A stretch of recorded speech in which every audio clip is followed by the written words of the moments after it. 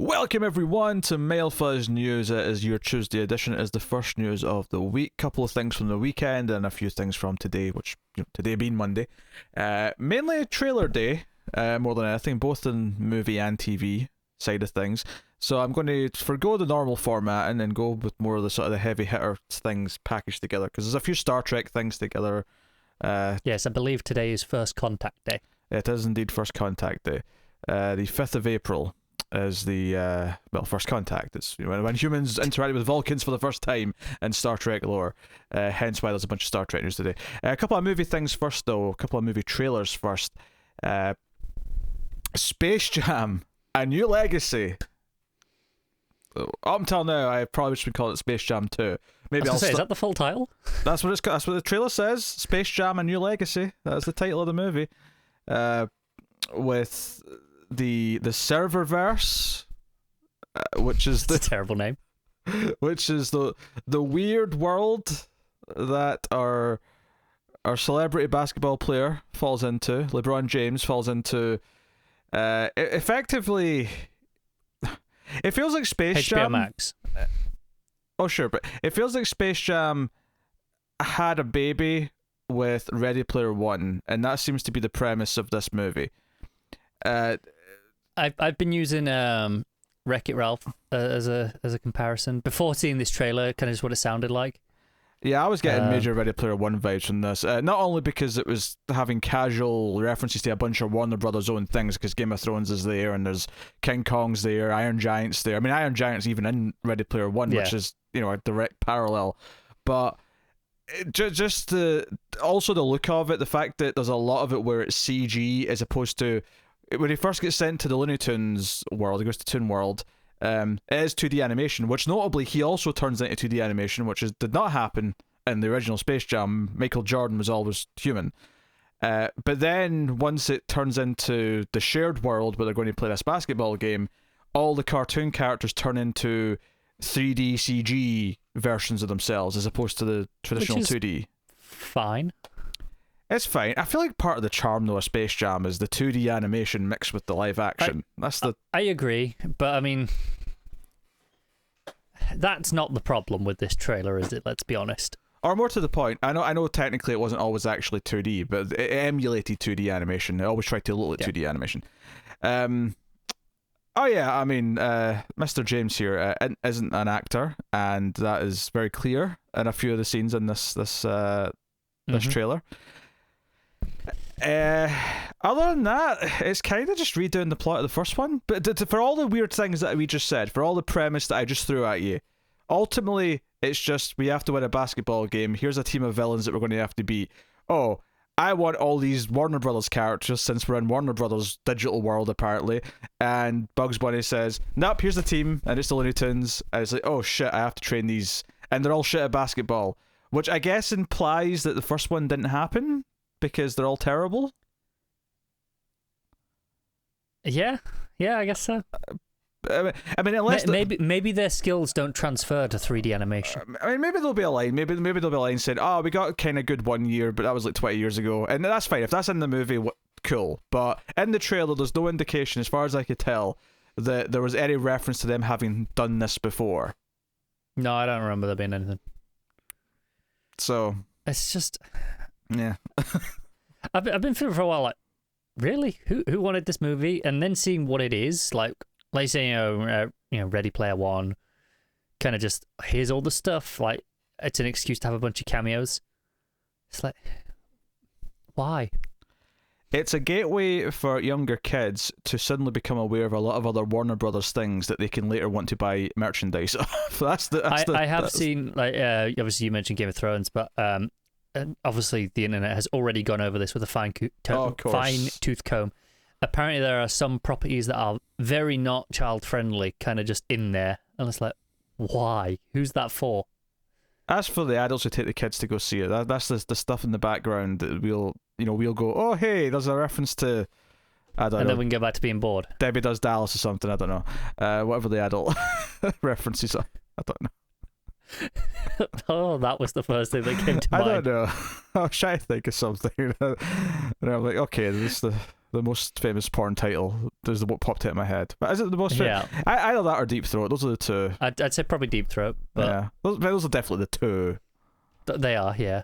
Yeah. Yes, I don't know. I'm not mad about this trailer. Like, I'm very indifferent though. and indifferent's a fair word. It is a bit weird that the AI played by Don Cheadle, seemingly who runs this serververse, seems to want to kidnap his child and says, "I won't give him back unless you win a basketball game." Like, why is the serververse so evil? I wonder if there's I assume there's going to be a reason for that in the movie, that it's went corrupt or something. Probably. I don't know. I imagine that's part of the plot, but because for those of you, Space Jam, it's not going to have a huge plot, is it? For those of you who are not familiar with the original Space Jam was about aliens who wanted to take over or kidnap the Looney Tunes and bring them back to the world to act as slaves, and Bugs Bunny and co. just thinking on their feet talked themselves out of it by saying, "Hey, how about we play a game of basketball, and if we win, we don't have to go be your slaves." And they agreed, and that led to the plot of the rest of the film. So in this one, there's a entire serververse. I don't know what else to call it. There's a serververse. So it's not just in Looney Tunes. It's all Warner Brothers properties. All exist in this connected, shared network.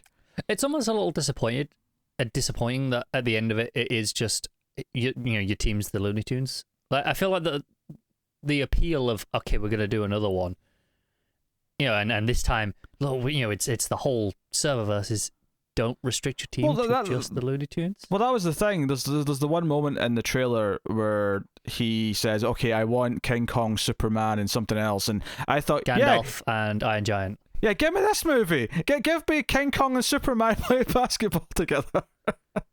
Right. Give me this. But don't get me wrong, like, there's nothing wrong with the Looney Tunes. I love Looney Tunes. Mm-hmm. But I had this movie 20 years ago. Give me a different movie. I mean, it certainly looks like there's going to be cameos aplenty, and I don't know. There is, but I don't know. Just it feels weirdly restrictive in a lot of ways. The truth is that even the first Space Jam was nothing but a piece of marketing disguised as the movie. But a lot of us have nostalgia for it. This coming out as an adult, as a sort of like nostalgia sequel, combined with that same marketing like cynicism turned up to like not just 11, turned up to like 51. It's hard to not just recognize this for exactly what it is, which is a cheap and utter cash grab in every possible sense. I think the weird thing is the difference between them, because don't get me wrong, I wouldn't even say the original Space Jam is a good movie. It's not really. But like I say, you know, we have nostalgia for it. But at least it's focused. It's Looney Tunes. It's one thing. It's Looney Tunes in a pseudo real world. That's it. Whereas here's everything, and it feels like there's no direction to it. Like, you know, but ultimately it is just going to be Looney Tunes again by the view of this trailer anyway. And you know, like I say, all the people who have nostalgia for this are our age, and look at this trailer and go, right, yeah, okay then. Mm-hmm. Is this drawing in kids? I don't know. Hey, kids like dumb shit. I mean, you show this to a kid, I'm sure they're leaping in joy watching some of this. It's true, but how many kids at the minute watch Looney Tunes? I don't know. You're asking. This is one person with no kids asking another person with no kids how much Looney Tunes kids are consuming in these days. That is a fair point, but what I mean is, with most kids now still tend to just watch stuff on streaming services. We're at that point, right? I don't know how many of them are watching Looney Tunes, and if that's an appeal anymore, like it would have been when we were younger. They find a way. I'm sure Warner Brothers are putting those characters in a bunch of stuff that aren't just traditional. Here's repeats of the Looney Tunes on Saturday mornings or whatever it used to be quite possibly, yeah. When we were young. You know, if I remember, I mean, Boomerang had a whole streaming service, and now that's part of HBO Max, so at least that is there. And I imagine if you I'm not denying that they're available to watch. I'm sure they are. Yeah, but I think if you're a parent and you've got a kid who's under a certain age, you know, really young, and you say, okay, what's safe for them to watch? It's very easy to see Looney Tunes yourself and go, oh, I know that's safe for a young kid because I watched it when I was that age, and you put that on, and that's kind of how it. Not even because you feel attached to it and you want to share it with your child, just because, oh, I know that's a safe little kids thing. It's true. Unfortunately, I believe what most parents just put on is Paw Patrol. judging by every parent on my Twitter, that's what goes on.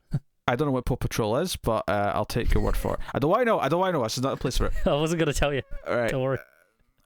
Moving on to the next trailer, which is actually not the first trailer of a movie, but it's been such a long time since the first trailer because of how many times this has been pushed back.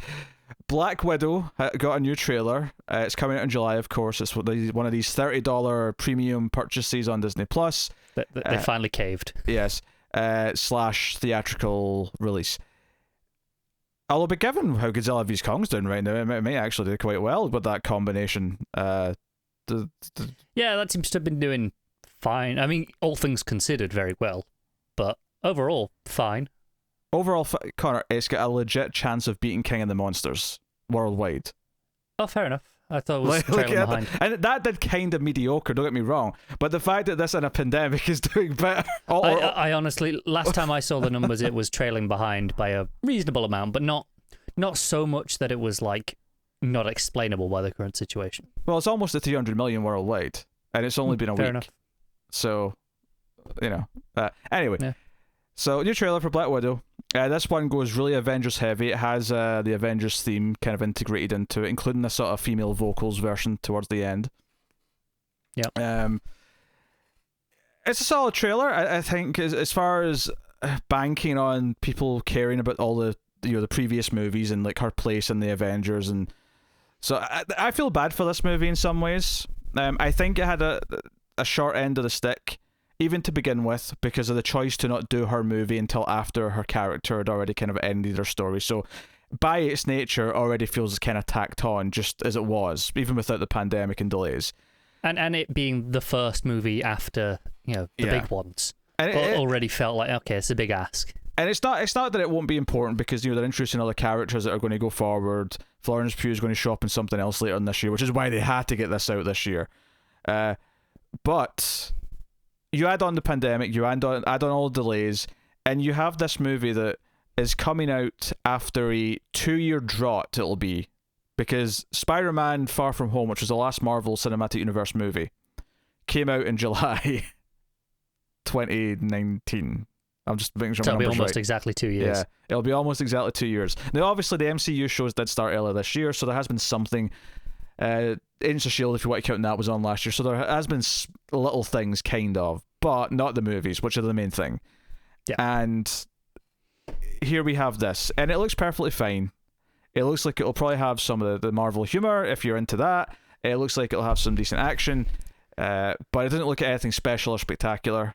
And as someone who's going to check down these movies, I had, again, because it's been so long since that first trailer, I'd kind of forgotten a lot of it, because I only watched it the once, and that was about it.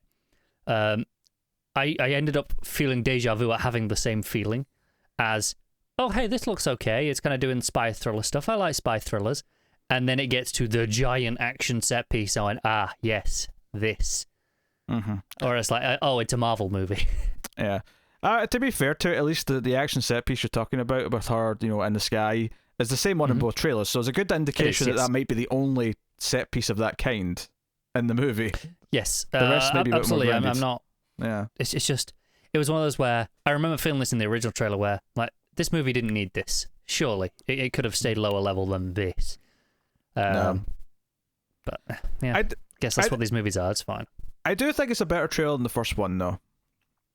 At the very least, I feel like it was playing on. But I think because it was playing on like her connection to the rest of the Marvel universe, it made it feel like it was a bit more important than it actually is. And whether or not I feel that way when the movie actually hits is another question. Yeah, that might actually be a marketing mistake at the end of it, depending on how people feel after they see the movie. I don't think it is. I think, and again, this is purely context based. I think because it is the first movie out of this shared universe, we were so used to getting 3 a year by the time they had to go on this abrupt pause for 2 years that I think that this will be like a warm comfort blanket to people. I mean, obviously you were kind of sick of them at that point, but for most people who were still really into them, and even if they were getting a little sick of them, that 2-year gap, I think it'll be kind of nice to just come back to. Oh, it's a nice little safe Marvel movie. I actually think in a lot of ways that 2-year gap might do them a lot of good. One, because it helps with the 5-year time jump that happened, right? Mm-hmm. And two, like you say, I think, you know, I'm sure I'm not the only one who was starting to get a little bit sick of things. Even people who loved those last couple, to a lot of people, I'm sure that felt like a climax for a while, and they were like, okay, I don't really need any more right now. That 2-year break might have been exactly what it needed, inadvertently. Yeah, and I think they already were doing something smart in that a lot of the movies that were coming out next were kind of fresh starts and new things that were different from before. Yeah. Because, you know, the next thing after Black Widow is going to be Eternals, which is a completely other thing. Is that the next one? Yeah. Or is it Shang-Chi? Maybe Shang-Chi. But either way, it's a new thing. Yeah. It's a new, completely new corner of the universe. So one of those is coming later this year. Yeah, I mean, it looks perfectly fine. I will say this, though. Just on the MCU shows, I enjoyed WandaVision for the most part quite a bit. I did think the last episode did kind of devolve into just big fight, because big fight, but it didn't really hamper it too much. Falcon and Winter Soldier, there's been 3 episodes out of the 6 so far, and for me, so far it's ranged from, that was okay, nothing good, nothing bad, just fine. Episode 2 was better, good, chemistry, a bit more entertaining, and then episode 3 I just thought was really, really poor. I did not like episode 3 at all. It was mixing tones, it was like sort of being too generically Marvel whilst also kind of not succeeding and being any of the things that it's trying to be. Those things being a serious spy thing, a buddy cop thing, and maybe like 1 or 2 other things. But this is a lot of things. It wasn't really nailing either of them. It's still suffering from the villains of the show being completely uninteresting. Kind of glad I didn't bother. So I was really not into episode 3 to the point where I didn't get around to reviewing episode 2, and my intention was always to like watch episode 3 and then just sort of review episode 3 and give some thoughts on episode 2. I did that with one missed episode in WandaVision 2, but I got so bored with episode 3 that halfway through I was spending so much time on Twitter that when I got to the end I felt I can't review that. I was too zoned out in that last 10-15 minutes. I can't talk about it properly. Are you going to finish watching it, or just... It's only it's 3 more episodes. I'll finish it just to see what happens. But yeah, a lot of things weren't clicking for me in that last Falcon and Winter Soldier show. Fair enough. But that does neatly transition us into the next trailer, which is transitions into some TV stuff, because we get a trailer for Loki, which is coming in June. Which I'm thankful, watching this trailer, that at the very least it does not feel like just another typical Marvel thing. It feels like it's more akin to WandaVision, and it's got its own spin on things, and it's doing something different. So No, I see where you're going with that. There are points where I think there's about halfway through the trailer it starts kind of doing some quick cuts, and I can see all the bright lights, and I got a bit like, oh, is it doing some Marvel stuff in there? And it just is a concern that it just might devolve into that towards the end of the show. it's hard. I mean, it's hard to tell, but you've got Loki kind of, because he's messing with time and space. He's with this agency who kind of monitor that, and they are going to use him to help try and fix the timeline because he's messed it up by picking up the cube and warping out when he was supposed to continue down that path and blah blah blah. I feel like, I think we talked about how there was supposed to be a season 2 of Loki later on, but I feel like whenever this Loki show ends, I can see the very, very, very end of the show, whatever it is. Maybe it's like 5 seasons, whatever it's going to be. The very end of the show will be him teleporting back to that moment he left at, so that he continues the original timeline in the movies to fix the inconsistency. That seems like, to me, possibly the natural end point of the whole thing. I got a couple of chuckles in here. There's a moment where he's claiming that that he can be trusted, and the other character says, like, we've monitored your entire life. You've literally stabbed people in the back like 50 times. And he just pauses and goes, well, I won't do it again. Yeah. That gave me a chuckle. No, me too. And I think it's because Tom Hiddleston is very good at delivering these things, right? Always has been. That's kind of why part of why Loki has typically been, the standout villain of the movies, at least, right? Yeah. I think a large part of that is his delivery of things like that. Yeah, it's Loki and Thanos, really. Thanos for very different reasons, but those are the ones that stick out. Yeah. Versus pretty much all the rest of them. And the TV shows have not done anything to change that, from far as I'm concerned. So that's quite interesting, because I don't want to go too much on the TV shows, but the consensus on my Twitter seems to be that the villains in Falcon and Winter Soldier are treated infinitely better than they were in the movies, and apparently, and they're like, oh, they're good now. They're not talking about the villains of the show. They're talking about Zemo, who was the villain in Civil War. He's not the villain in Falcon and Winter Soldier. He's like he's like the Joe Pesci to our main duo's Lethal Weapon pair. Right. Okay. Which honestly I don't like. I'm not enjoying him in it either. They're playing him up as too much of a comical character, which feels like it's completely going against everything he was in that movie. But whatever. Like everyone else is like, oh, this gif of him dancing at the nightclub because he looks so silly and goofy. I don't get it. Forgive me for assuming villain was a villain.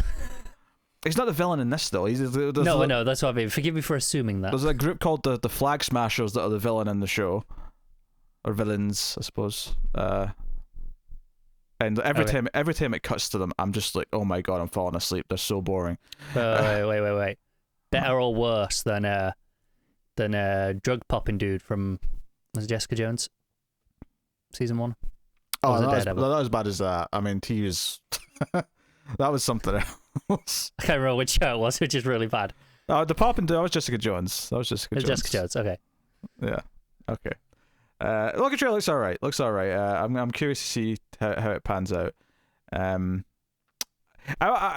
will say, while I still overall enjoyed WandaVision, there was a slight disappointment that it still kind of ended in kind of a typical Marvel way, and it makes me a little bit lukewarm in all these other shows coming. I mean, I'm still excited for the completely new things. Like, I'm excited for Hawkeye because I want Kate Bishop, right? Miss Marvel because it's just, again, something completely different. And She-Hulk as well, because I actually really liked a lot of the Incredible Hulk stuff in the movies. So I'm glad that they've got General Ross back. I'm glad that Ruffalo's going to be in that along with the new characters. I'm kind of, I'm up for that. Yeah. But we'll see. It's interesting there's going to be such a break between Falcon and Winter Soldier and Loki. I say such a break comparatively, because I think it was like 1 week off between WandaVision and this. I think it was 2. This is going to be about... I think it was 2. I think there was only... No, it was 1 week off, and then it was back that second week. I know, because I got corrected on Twitter because people were telling me. That's a 2-week break, yeah. No, I said there was 1 week off. Which is 2 weeks from episode to episode. It is. I don't know why you're trying to correct me here. But this is, I've not checked, but ballparking probably around 6-ish weeks, maybe 7. It's not that big in the grand scheme of things. It's not. It's just comparatively, it feels bigger. Not quite the year-round Marvel that we were maybe expecting when they announced kind of the rough timeline for these at the start of the year. To be fair, when they announced, not at the start of the year, but when they announced all these shows, it was pre-pandemic. So I mean, it was. I mean, the ones at the start of the year where they kind of gave us, I think it was at maybe in December when they had the investor call and they gave us all the months. Well, they're going to have like 5 shows total, 6 shows maybe over the whole year. If they're only 6 to 8 episodes each, they can't last all year. No, so. it's still pretty good. Yeah. All right. So heading up to a batch of TV stuff. It is First Contact Day, as we mentioned. So Star Trek news is abound. First up, we'll mention that Lower Decks, which is coming back for its second season on the 12th of August. So still a little bit of a wait for that. It's the end of summer, but it has had an early renewal for season 3, so that's cool. And they did put a teaser trailer for season 2 as well today. But that's the main news. It got renewed and the premiere date for season 2. So good news. I liked what I've seen of that show. I actually watched a few episodes of this show. I did watch like 2 and 3, I think, after the pilot. And I'll go back and binge it when I'm in the mood. I'll go for it. It's a fun. I mean, I liked what I saw. I've not had any desire to go back and watch it, but I definitely see the appeal, especially for big Trek fans. Yeah, and then something more relevant, because we do review this, and we will be reviewing the new season when it hits. There's no dedicated date, but it did say this year, So 2021, we're expecting season 4 of Star Trek Discovery, and they put out a trailer for this, which I watched, and I asked Connor to watch because I do think there's 2 key things that I would like to discuss from this trailer. And because we've both watched the show, we have, yeah. I will say I am expecting it fairly late in the year because it feels like it's only just ended the last season, right? It's not been too long. Number one, it feels like a minor thing, but they made such a big deal at the end of the finale about the new uniforms, and they've all changed. Like, these are completely new uniforms. Yeah, I was like, they look different. I'm like, is it just me? So the uniforms at the end of the season, they were grey with like trimming of the red, blue, and gold colors. They're back in the colors. But now they're back in the colors with a grey strip, and yeah, I mean, they look fine. I mean, there's nothing wrong with them. It's just weird to me that they introduced new uniforms in that final scene. To throw them away immediately. It's fine. They're just going to tell us those are the dress uniforms. Sure. Yeah, what's funny is that I saw someone say something about the old uniforms, and I always noticed that there was gold and silver, like, because they had the blue uniforms, but they had the lines, right? I noticed that some were gold and some were silver, and I always assumed that that's to differentiate, kind of like the way the blue, gold, and the red were. What I didn't know is that there was also a bronze, because Ash had bronze lines, and it made me realize that even though I noticed sometimes there was gold and silver, it wasn't always noticeable because it was so subtle, and because depending on the lighting of the scene, you might not be able to tell the different colors because it was such a small part of the uniform. So I am glad they're in bold colors. Nice, I'm all for it. They tease Saru at the end of the trailer because he's still going to be around, obviously, in some capacity, which is cool. As far as my thoughts on the content of the trailer, though, because they basically, the premise of this next season from this trailer seems to be there's some sort of weird gravitational anomaly which is causing chaos whenever it pops up somewhere. We actually just did a Next Gen episode that had almost pockets of that happening, and a specific, which is it was a specific part of space, but yeah. Yeah, I was kind of going to say, it feels like they've taken an episode premise from any of the earlier Trek shows and gone, right, that's a season plot now. Yeah, and honestly, it seems like it may be quite destructive. I guess what I took from the trailer, though, was how they're focusing on it as, we have to stop this, it's going to kill us all, and they were really focusing on the action of it, and I'm like, Star Trek Discovery being Star Trek Discovery. Yeah. Which I don't think would bother me that much. I'm still just a little bit hurt that season 3 had an excellent Star Trek, the most Star Trek idea it's ever had, and literally pissed it away like it was nothing. Yeah. I'm still upset with that. That was so annoying. Honestly, I feel like as well, like, the season plots are too big for this show, where because I mean, I hate to do this to it, but to compare it to something like The Expanse, right? Like, the season, like just take the last season for example. The season plot is not that huge in terms of its action of it. Not really. It's kind of there in the background for a lot of it. It's driving forward, but it's like it's not the only driving force of that season. And I feel that's like a big problem with Trek doesn't need to have that. It doesn't need to have like one driving force that is okay. That's the one goal we have this season. It's okay to just kind of have things move around. Different stuff can happen. Yeah. At least more Star Trek Discovery, for better or worse. So we'll see. And then something else I did not make you watch, which was also Star Trek related because you didn't watch season 1, was the Picard teaser for season 2. And it is mostly just proper teaser stuff. It's just focusing on like items in like Picard's office, basically. But the key thing is at the very end, there's like a playing card, it's a queen, and it sort of disintegrates until it just leaves the corner that says Q, and then you hear Q's voice. So Q is going to be in season 2 of Picard. Can Q save that show for you? I mean, as far as I know, there's been no creative changes, in terms of like, the writers and stuff for season 2. So it's hard to get. Probably not then. It's hard to get enthusiastic about it. I'll go in with an open mind. It'll be nice to see him again. I know Tara's going to be loving the whole thing, but I'm like we'll see. Yeah. So there you go. That was your trio Star Trek tidbits. So did that have any sort of estimated release window for Picard? It said 2022, I think, or next year. Okay. Yeah. So that's a little bit further away, but yeah. So there we go. So on to some other news. So just dipping back to a movie for one story, I think here. Susanna Fogel, who co-wrote the critically acclaimed comedy Booksmart, which I did see, but also The Spy Who Dumped Me, which I did not see, and Cool, you did. Did you see it? I watched like 10 minutes and turned it off. Okay. Well, she's going to direct The Mentor, based on the screenplay she's co-writing with The Spy Who Dumped Me collaborator David Iserson.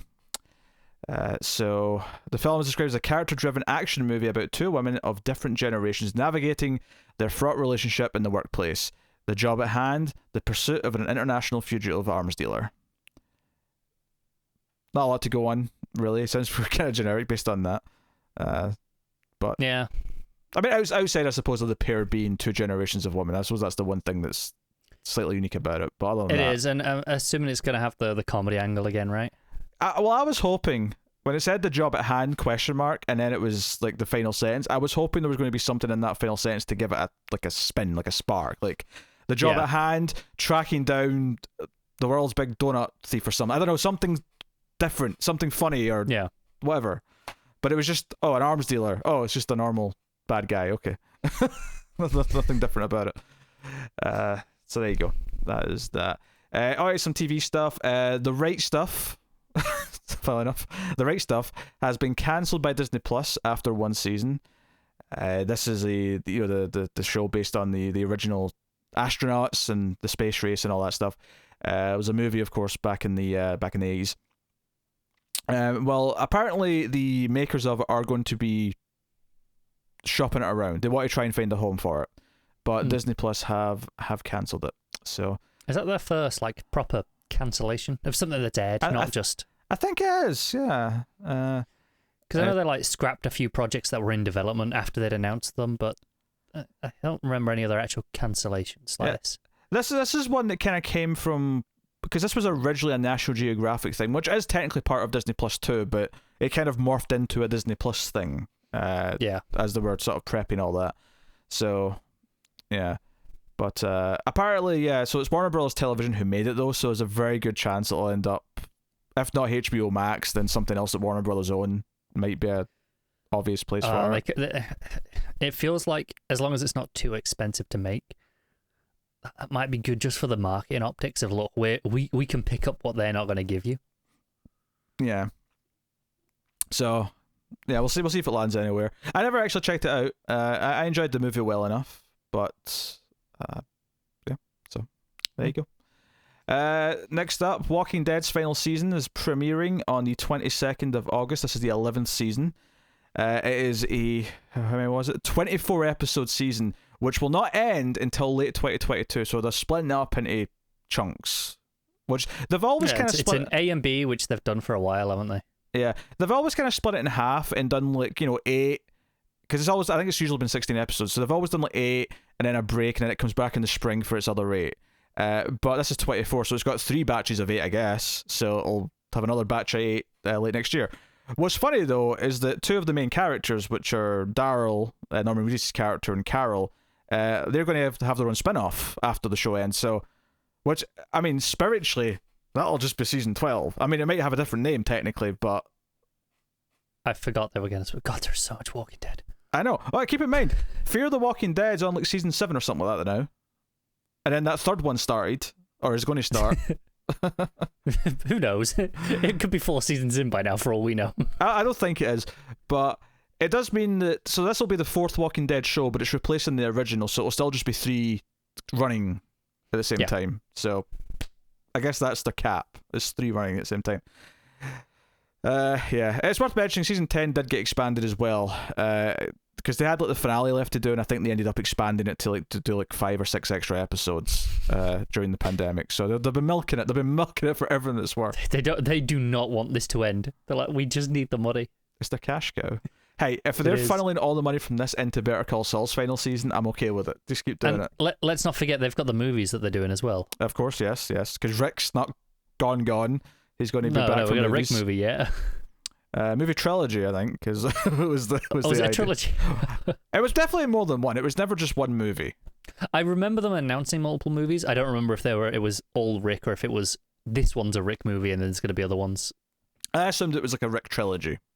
It might well be. How much of that was based on what they said and my mind just making the rest of it up, I don't know. But next up, HBO Max has given a 10-episode order to a half-hour comedy called Minx.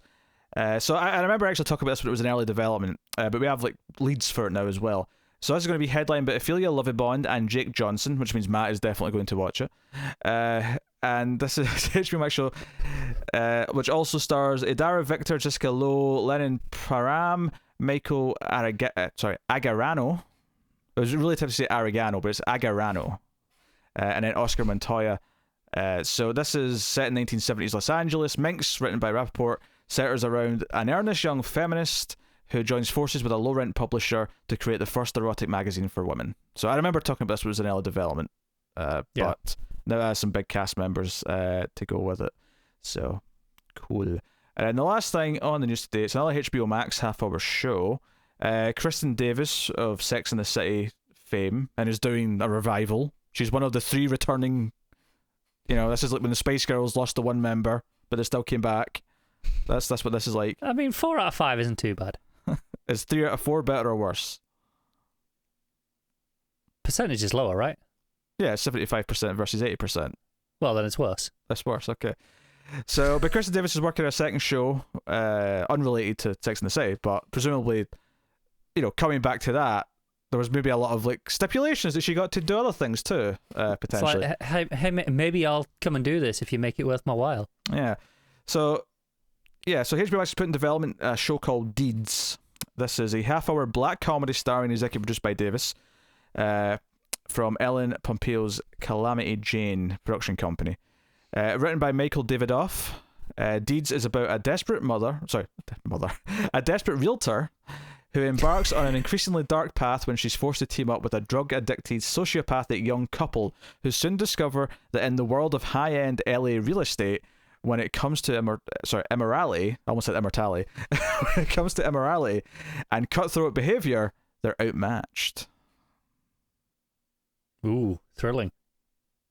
Hey, that was better than the other description, I thought. Not the magazine one. I mean, the one before that was the movie that was basically nothing. That gives me at least a sense of like, oh, it's okay. So real estate's like really backstabby, and even these like scoundrels can't fit into it because now they feel that they're. I think the only thing that saves this for me, at least, I'm sure it has an audience, is that it's a comedy.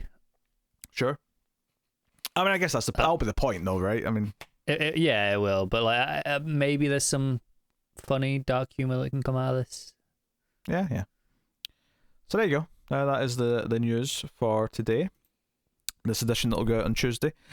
So let us know what you thought of the stories that popped up in that batch. Let us know what you thought of the trailers that we talked about. Of course, you can show your support for the show by simply hitting the like button and subscribing and commenting. All these things do help, and they're completely free to do. If you do want to help with a little bit of money, though, of course, you can do that over at patreon.com/MailFuzzTV for as little as $1 per month and help keep all the content coming. And also, let us know if you're enjoying this new news format with more regular output. Please do. But otherwise, that is us. So catch us on Twitter at mail_fuzz for channel updates, and we will see you next time. So bye, guys.